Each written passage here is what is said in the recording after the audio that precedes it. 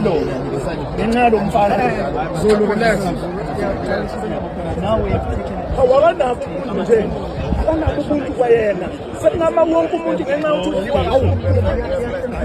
And then what then happens there? So Then after thina uyakho Zolu wavunda kuma penalty. Nama penalty. Cha. is there something We just try, guys. Dumi, diwe, cela uphumela.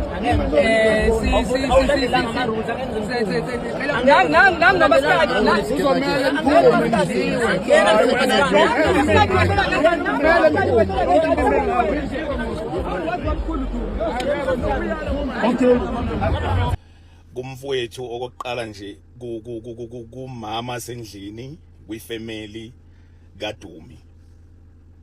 Okokuqala ngicela ukuxolisa kakhulu kwifamily kaDumi Mkokstad, umama sendlini nezingane zakhe. Ngicela nje ukuthatha leli thuba ngixolise kakhulu kwifamily kaDumi Mkokstad, umama sendlini wakwakhe nezingane zakhe, bese ngibuya futhi ngixolise kuma fans kaDumi Mkokstad. Ngixolise futhi nakubalandeli bonke abalandeli nje abebekhona izolo eTsakani Stadium, nalaba bebebukile nje i-tournament.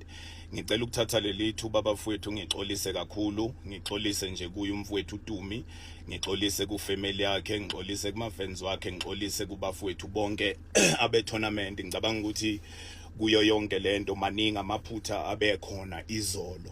Inhliziyo bese ehluthukile, besise groundini, akekho ngazi ke oke wadlala ibhola ukuthi kuyenzeka egroundini ukuthi inhliziyo zibe phezulu. Kanti phela enye into bafowethu kumele siyazi, masise groundini sisuke silingana, uyayibona lonto leyo, sisuke silingana masise groundini. Akusho ukuthi ngoba phela uDumi Mkokstad ushadile sesizothi umkhwenyana egroundini.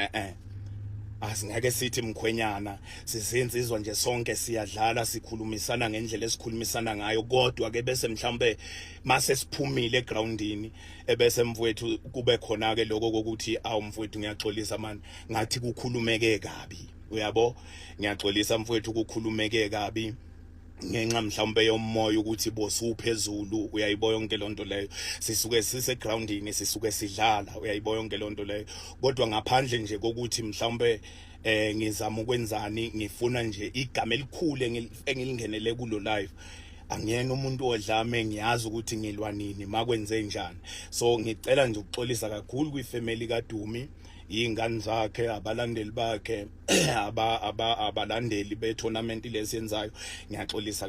Welcome back to Chef The Soul TV News. If you are new, please don't forget to subscribe, don't forget to like the video, don't forget to also comment on the section down below if you have anything to say ngale video. So bafethu siyakhumbula ukuthi ke kwane tournament lapha, I don't exactly remember, but ke uzosho ke uBig Zulu la khona ke i-video ngizokufakela yona ke la axolisa khona ke mayelana ke nesenzo ke agcine ke esefika ekutheni ke asenze nakhona ke leso senzo leso ke engizokuchazela ekuhambeni kwesikhathi ukuthi ngempela mhlambe ke yini elidele ukuthi ke kuze kufinyelele lapho. Okay, so la eze post le video ke uBig Zulu kungenxa ke yezinto nje eziningi ke ezenzakalile before igame or during igame na after ke igame. So engikunotisayo ukuthi ke okay, uDumi kunama rules mhlambe ke akhona ke njalo, especially ke uma nje kusuke kuzoba negame egamini noma ama rules balela ke kuyona yonke into esingayicabanga bafethu abadlali mawukuthi ke igame enizoyidlala mhlambe ke ithinta ukuthi ke njengoba le kade ku ama celebrity la akumele khona ke kudlala khona uMaskandi, i-hip hop, ama-genre lawo music ne gospel bese kuzoba igqum. So ama team lawo okumele aqoke abantu vele already abakuyona ke indima yaleyo genre leyo. It's either umuntu mhlambe ke umculi noma ku producer weigqum njalo. So nakhona ke beku kanjalo yabo. So into egcina yenzeka ukuthi kunama rules agcine ke ephuleka yabo. So amanye ama artists noma amanye ama leaders alawo ma team agcine ke ethatha abafana mhlambe abangakhona eindaweni la abahlala ngakuzona ababaziyo futhi ukuthi ke bantu ke aba good kangakanani egroundini. Thina ke into esisuke siyilindele ukubona bona nje ngqo, akukona ukuthi ke iyiphi team ezowina. Thina nje into esisuke siyilindele ukuthi ke sibuke bona as abantu ke abama artists bedlala yabo. Kungabi nokuthi ke manje sekukhona ke abantu aba professional abaqashwayo yabo noma abaqokwayo ukuthi ke begcine bedlala lama games lawo. Okay, angidluleke lapho bafuthu.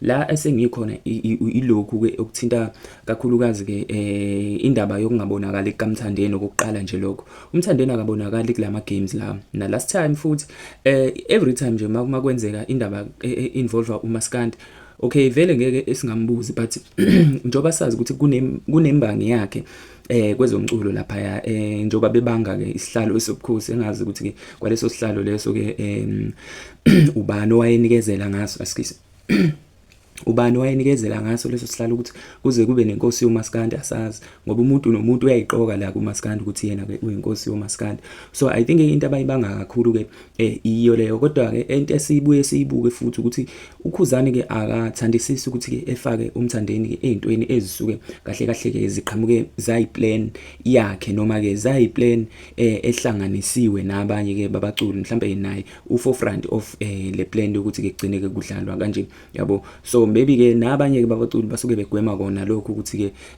kungagcine kuba naleyo nto leyo. So in favor of uKhuzani ke na kugcine kwenzeke ekuthenini ke uMthandeni engabi available noma ke engezi kwaSandlobo kulawo ma games lawa suke edlalwa. So abantu ke bebembuza ukuthi ke awu uphi yena yabo, and futhi kunamahebezo ukuthi ke ukusolakala ukuthi ke uze wangaba khona nje kungenxa yokuthi yena ungusayinyomfa.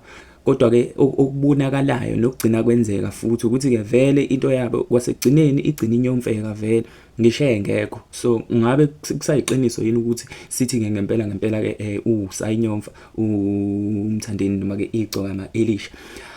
Asisuke ke lapho bafethu kuMthandeni manje ke siye kule yaBig Zulu benodumi Mkokstad yabo, because I think abantu abaningi bagcine bekhomenta kuyona le video nje einkundleni zokuxhumana ezihlukahlukene ukuthi ke hawu kungani uBig Zulu egcine ke behave ngalendlela kube kade kuumdlalo, kungani uBig Zulu ebiza uDumi Mkokstad ngomfana ekubeni yena uBig Zulu engashadile noma engashadelwe. Okay, ake lento le sibeke kanje. Ngeke ngabona esinye seyithombe la uBig Zulu ejiwa kakhona kakhulu uDumi Mkokstad. uDumi Mkokstad siyazi ukuthi ke kade ayiqala indaba yebhola. Mina mengikhumbula kahle sisase university ePietermaritzburg kade yabo engaba futhi naye professional player because umuntu webhola sidalo sakhe, right?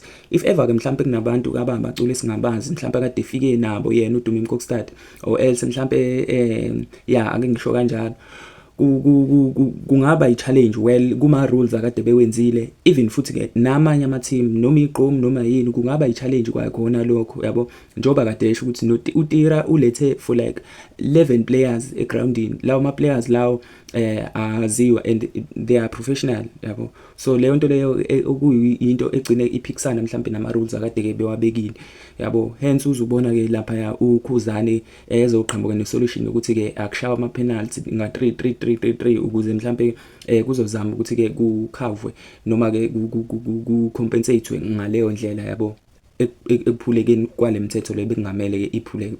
But ekuthenini ke uBig Zulu azambize uDumi Mkokstad ngomfana, I think inhliziyo bese zithe ukuba phezulu njengoba kade esho naye la kwivideo ukuthi yabona mawuse groundini akufani noma mhlambe ukuthi ke ukwi-boardroom uhleli nje uyakhuluma kuma senses akho nani mawuse groundini nanoma yini asikisi nanoma yini ingenzeka yabo. Inhliziyo ziyaphakama nje, imoya isuka eminingi icubile kuhlangahlangene yabo. Akusho ukuthi futhi abantu ngempela mabesuke bekhulumisane kabi during igame or after igame nje ake ngithi mebesakhona egroundini akusho ukuthi lawo bantu bebezondana noma bayazondana okanye bebecuphene nani no, akusho lokho yabo. I think inabantu into kumele bayi-understand ukuthi ke makusuke kwenzeka izinto ezifana nalezi ilanguage inayo iye igeje kwesinye isikhathi, but kuthiwa ke abantu abalama nayo ibona abaxabana kakhulu. Akusho ukuthi ngoba nakho bengathandani bezondana uyabo, kodwa ke abantu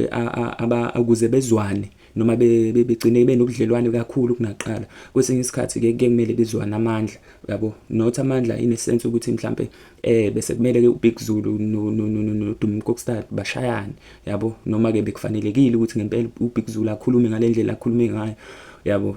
I-language engekho right ayifuneki vele ukuthi ke abantu, ngoba phela labantu sibukela kubona yabo. So i-language engekho right ayifuneki, especially uma izoqhamuka kubona futhi bebe kwi-national TV u-SABC, ngoba phela nawo ububaxhasile ngendlela ububaxhase ngayo ukuthi i-broadcast ivezwe lemidlalo le ekade noma le tournament akade beyidlala uyabo. So I guess bafethu ke uBig Zulu wenze into enhle uma ephinda enza ivideo futhi ke ezokwazi ukudlulisa amazwi mhlawumbe okuxolisa lapha kuyena ke uDumi Kokstad, njengomuntu phela simaziyo ukuthi ke naye unomuzi. Imagine ngaye ngasho komunye ubaba kwangena ubaba nje enye uncle nje yabo engangishina kangakanani ngithi mina kodwa yabo esinye isikhathi kuyahlupha ngoba awubuke nje lentshebe le. Okay, ngiya understand ukuthi uyi-uncle kodwa yabo mose uzongibiza ngomshana phambi kwabashana bami nami futhi yayibona leyo nto. Ezinye zezinto nathi ke sibadala asise singazinaka ngempela ukuthi ziyasilimaza. Mase ngisele nabo abashana bami ekhaya manje kuzoba lula kangakanani mina ukuthi ke bangihloniphe mangikwazi ukubizwa futhi ungibiza nje nangendlela ukuthi ngathi ubiza nje intwana nje uyabo. So abantu abaningi bagcine bekubuza ngempela, ngisho ukuthi ungibiza nje phambi komfana wami noma phambi kwengane yami ukuthi ke emshana uze la uyabo leyo nto leyo. Ngumshana vele yebo, kodwa manje ungibiza ngomshana phambi kwabantu aba-wrong yabo, because ngeke bangithathe serious ngokulandelayo. So I think no Big Zulu into azama ukuyiveza lapha ukuthi ke njengoba bethi uxolisa nasemndenini uxolisa nenkosikazi naseyinganeni zakhe, I think uavoida yona leyo nto leyo ukuthi izingane zingabe sezithi ke ubaba pho ubizwa ngomfana nje yabo. Ubizwa ngomfana, ubizwa womunye umfana ngomfana. I think wenze into enhle kakhulu lapho. So I think okunye futhi ekumele futhi sikuveze noma ke mhlawumbe sike sithi ukuthamunda kancane ilento yokuthi yabo lento yokupika, lento yokupika mabedlala labantu mina angihambiselani ngempela nayo. Bengamane mhlambe befuna yabo, kuyazwakala uma uzothatha abafana because khona abafana basaqinile mhlambe abajimayo nani abakuyona indima abakuwona music industry yabo. Ungamane ubhale mhlambe kuwona u-social media ukuthi ngifuna abafana abaku music industry kwi-genre kanje, usungapika labo bantu laba. Yes, nabo still baku music yabo, kodwa nje kungabe ukuthi manje i-team ye hip hop nje isigcwele abantu esingabazi bodwa, because inhloso kusuke ukuthi thina sifisa ukubona bona nje ngqo ezama-artist bedlala. Maningi ama-artist e-hip hop, maningi ama-artist eqomo, maningi ama-artist amaskandi yabo. So ibona abantu esisuke sifisa ngempela ukubabona bedlala. Anyways bafethu ziningi esingayikhuluma ngalo ludaba, but okwamanje ngithi angiphelele la ukuthi ke do you think uBig Zulu wenze into right uma ke ebuyela back to uDumi Kokstad ngendlela ke akade ke wakhuluma ngayo naye njengoba ebuyele ngayo le video le ukuthi ke axolise ke kuyena ke uDumi Kokstad. Anyway bafethu mina ngithi ke kube right, and if ever mhlambe ke kukhona ke okunye engikushiyayo we can comment or you can comment la kwi comment section mhlambe ke ubeke nawe ke uvu lwakho ke. Anyways, thank you for watching this video. Thank you so much for liking our video before to get SK our poster. Please continue support this channel, and also don't forget to press the ring bell and notification bell lapha ke if ever we post any videos ukuzokwazi nawe ke ukuba ke ingxenye yabantu ke abazokwazi ukuthi ke bethole ukubuka leyo video leyo kuqala. Ngibonge kakhulu, danko.